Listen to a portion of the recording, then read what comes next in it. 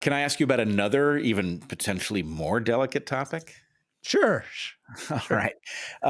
I was doing a little research, and I was, let's say, completely heartbroken to discover your name in close proximity to the World Economic Forum. And then I was heartened to discover that connection might not actually be what it appeared to be. Would you Yeah. help me It's understand what interesting. the hell is going on there? Yeah. So the funny, so it's fascinating. So so the punchline is there's no connection. But the complicating part is they projected a connection, and in the extent to which this was intentional versus as they're framing it accidental or inadvertent is interesting to me. It's sounds about as accidental as when LinkedIn 2 weeks ago censored me. They locked my account. I thought it was some technical glitch on like our team's part. I got a bunch of text messages one day, and I believe me, I would come back to the World Economic Forum, but the analogy is striking here. Microsoft owned LinkedIn. I get a bunch of text messages, people who say they follow my content on LinkedIn. They're like, "Oh, I can't see it anymore. Did you leave LinkedIn?" I was like, "I don't think so." I asked my social media team. I approve the videos and the text, but I don't know who puts what where. So anyway, they said that, "Oh, actually, LinkedIn seems to have locked your account." I said, "Well, that must be some kind of glitch. Figured out why." We get an email back, and it lays out, here are the reasons why. Here are some videos you posted. One was about the links between Biden and China, and then the other two were about my views on climate policy, one of which said that if the climate cult, as I called it, had to do with the climate, then we'd be worrying about carbon emissions from places like Russia and China. And the second was that fossil fuels are a precondition for human prosperity. Might have said requirement for human prosperity. So they said that these three statements violated their policies.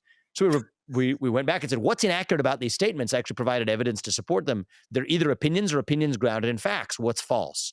They doubled down, said this violates our policies on hate speech, misinformation, and violence. So that's the email exchange.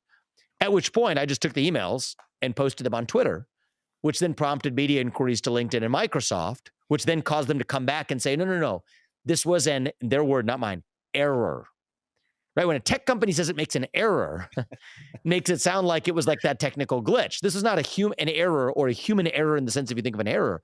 It was a bad judgment that they made to censor based on viewpoint. So that was LinkedIn.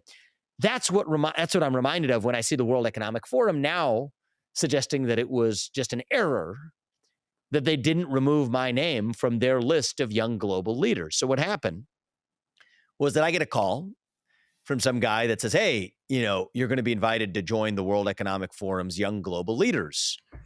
I said, I respectfully decline. I don't know if you noticed the title of my first book, Woke Inc., or the nature of the op-eds that I've written in the Wall Street Journal over the last year, arguing against stakeholder capitalism, the very philosophy merging state power and corporate power pervaded from the mountaintops of Davos by people like Klaus Schwab, but I respectfully decline.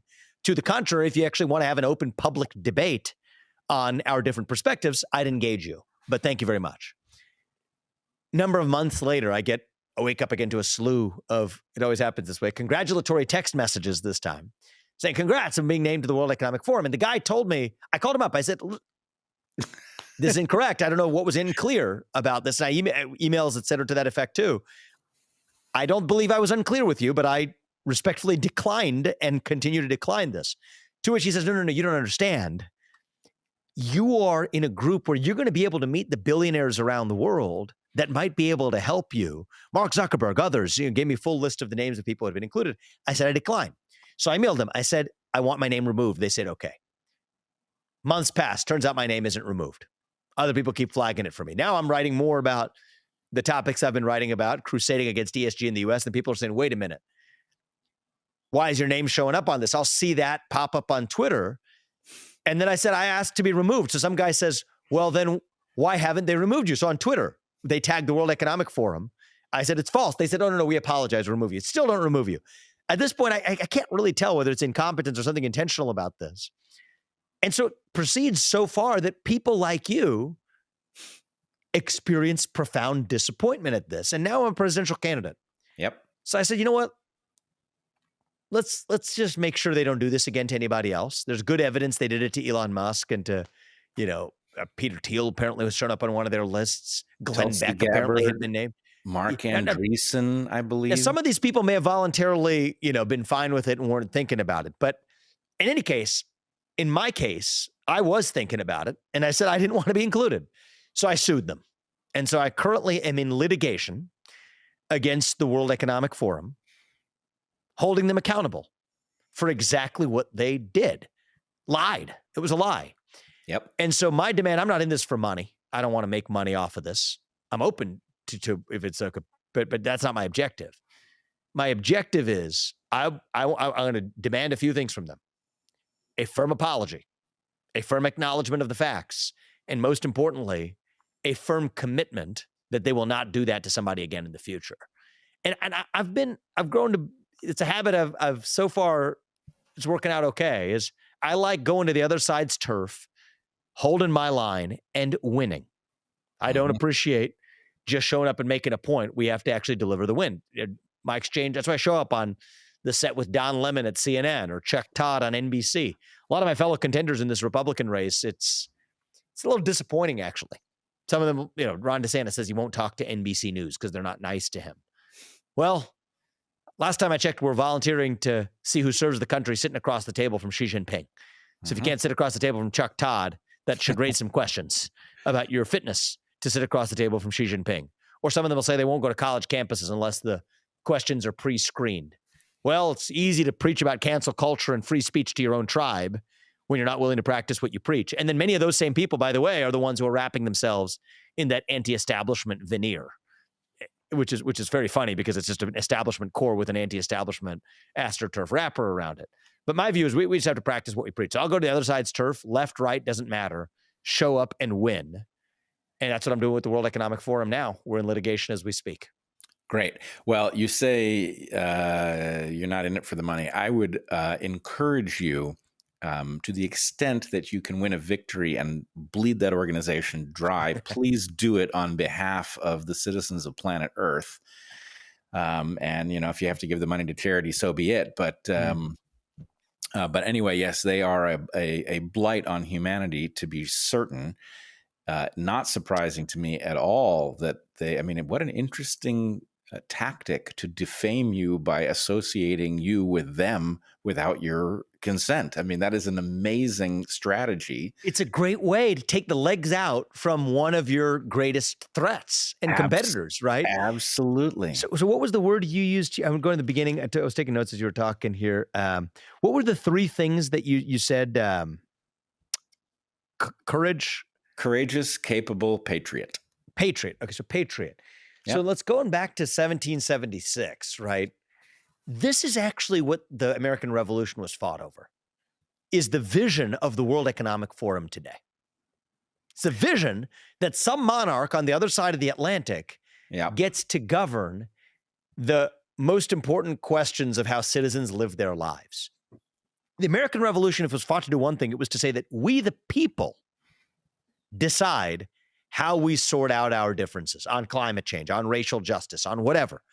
We, the people, decide what the right answers are to those questions through a system where every individual's voice and vote counts equally as a citizen, that I'm a citizen of this nation, the United States of America, not some nebulous global citizen pledging allegiance to some sort of corporatocratic autocracy disguised in the mantle of benevolence.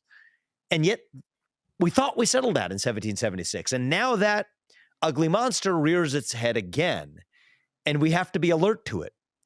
Call it our version of wokeness, being awake to the threats posed by an invisible autocratic class. That old world European view that no, the people, the citizenry cannot be trusted to sort these questions out for themselves. It has to be sorted out in the back of palace halls, right? In the back of the corner office of BlackRock on Park Avenue or the mountaintop of Davos at the annual meeting of the World Economic Forum. That is what's at issue. And I reject that vision. Absolutely. And I think that Republicans and Democrats alike should stand up to say that we'll disagree like hell, but it's going to be us that settle this question through our process, not through some form of monarchic intervention. Absolutely. The founders settled this question on our behalf, and they did so correctly, and they left these authoritarians with one legitimate tool, and that is to persuade us. If they can't persuade us, Yes. they don't get to do it. And they do not accept that. And it is shocking to me that their refusal to accept it matters. It is, in fact, evidence of the corruption, not only of the American system, but of the global system, that we actually have to worry that they will impose their obnoxious vision on us, even though it is written in our founding documents that we have a right to simply say no, right? Mhm. That is an amazing fact, that is the piece of history that we live in. And yet here we clearly are. Here we clearly are. That's right. Yep. So, Well, go I ahead. think I'm optimistic. Not blithely optimistic, but optimistic that through a modern Declaration of Independence, a modern revival of that 1776 moment, a modern suspension of the drudgery of bipartisan corruption or haggle or division or whatever you want to call it. I think the corruption and the division are two sides of the same coin. I'm optimistic that we can cut through that new threat to liberty in the way that we did back in 1776. And that's honestly what I'm running to lead.